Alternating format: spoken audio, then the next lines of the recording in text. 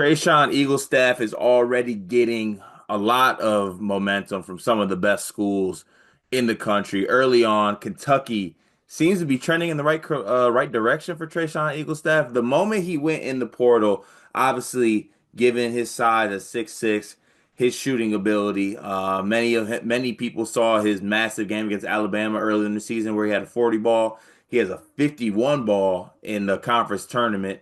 He is considered one of the best scorers, one of the best shooters available already in the portal. And maybe even when we get to the end of the transfer portal cycle, he will still be considered up there. Obviously, giving his shooting prowess, scoring prowess, Kentucky was one of the schools that immediately was mentioned when he went into the portal.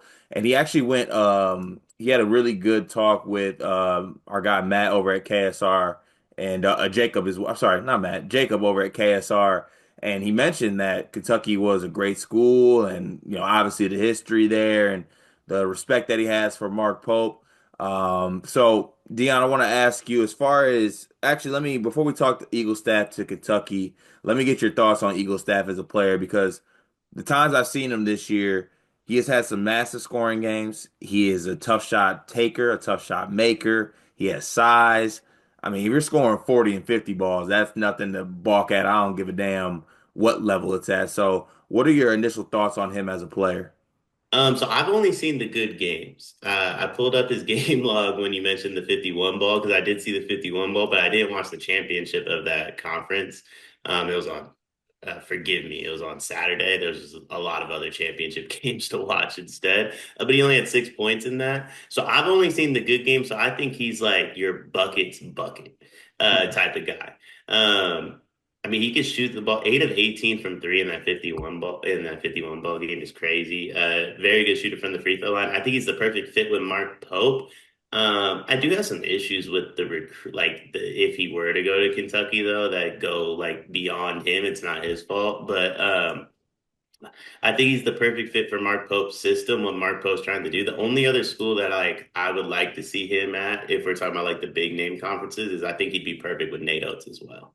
Yeah, I could see that being also like he gave Nados the 40 ball. Like there was probably in the handshake line, like, hey, I'm gonna catch you right when that portal opens. Please keep your phone line open. But look, I'm a fan of Eagle Staff, right? Like I don't think you can argue with the fact of what he can do with his size to score the basketball.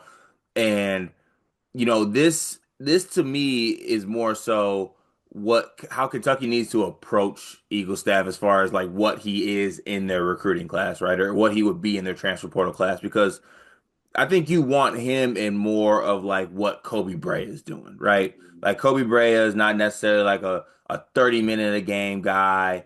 He's not necessarily just, play every single game, ball in his hands all the time. I think he's a legit sniper now. With all due respect to Eagle staff, Kobe Bray is like one of the best shooters I like actually statistically we've ever seen in NCAA college basketball. Eagle staff's not that, but it's to me it's a situation where if he's in a certain role, you feel really good about him in like maybe like a 20-minute a game, like Mhm. sniper type role, while also getting other guys into the fold. If you want to, let's say, bring this guy in and be like, oh, he's my Jackson Robinson replacement, I feel like that's a little bit of more of a gray area. You don't necessarily know if he'd be capable for that. So, like, where do you see him fitting in, like, role wise, if he was to come to this Kentucky team? So that's my frustration.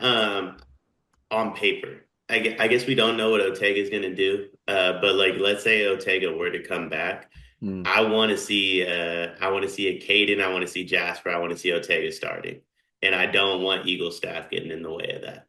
Yeah, And if he does, I'm going to have an issue with Eagle staff before the season, even if the team's better for. Like him and I are going to have an issue. I want to see a Caden play as much as possible. I think if he's in the Kobe Bryant role, that's perfect. Um, where he just comes off the bench. He's a little like electric off the bench. My thing with that for Eagle stat though, and I guess like to defend him a little bit and have a problem on his behalf too. I think he's above that from a Power Five level. Like I think he can find a Power Five school that he starts at, legitimately plays 30 minutes a game. And I know Kentucky has like obviously Kentucky has bags to offer, but I can't imagine they're offering him more than like schools that could also start him would be able to offer as well. Because I mean, they funneled a lot of money into their recruiting class. Still might get Nate Ament. That's possible. They're obviously going to be players within the portal. Mark Pope's proven that they're going to have to spend to get Ortega back. If they do get Ortega back, like there's a lot of money that they're dishing out already. I'm not sure how much they're going to give for him necessarily. Mhm. Um, so I think the role I would like him to have at Kentucky doesn't lend to what's best for him, and the role that he might wind up at Kentucky is going to lend to me not liking him because I want to see a Caden play. Yeah, I mean, look, it's every kid in the portal has a choice, right? Like, not to just throw a random school out there, but uh Eaglestaff could probably go to Kansas State or like a Washington type school and get like upwards of like 2 million or something like that. He might not win a damn game, but he Yeah. can go there and take all the shots and do all that. I think the pitch that Mark Pope would give to him is like come be a part of like a special Kentucky team. Like come be a piece to Jasper and Ortega and Caden and Moreno and obviously the other guys are gonna get in the portal. Because when this first came across, I was like, yeah, like Eagle Staff's good, but like this Kentucky team needs defense. But I had to take a step back as well because you got to realize that this is March 18th. This portal is going to go on for more weeks and months, and things are going to get filled in, and guys are going to commit elsewhere, and you're going to get a clear kind of like a vision of what your team is. So having a guy like Eaglestaff is great. I also think that Kentucky needs to value some wings that can guard as well. Like we saw what their defensive issues have been on this team. Eaglestaff is not going to fix any of those defensive issues. And I know I just said that I don't know if he can come into fit the Jackson Robinson role. Had no idea that he's got a left forearm tat with a verse on it or some type of sentence on it. Once I figure out what that is, I might shoot him up my transfer rankings. I got to see the picture of that myself. He also, I mean, he'd be sick in that pump and shot commercial Yeah, he thing would. that they shot too. Like, so that would be huge for them, I think, to keep that rocking. Um, what is on his forearm? I'm trying to read it right now, but I really can't. See, this is the stuff producer JK has to hit us with, in the preemptively, because that Right. changes the whole topic. I didn't know that we had to completely ask or warn JK to clarify forearm tats. I feel like that's a given, but I guess I'll ask next time.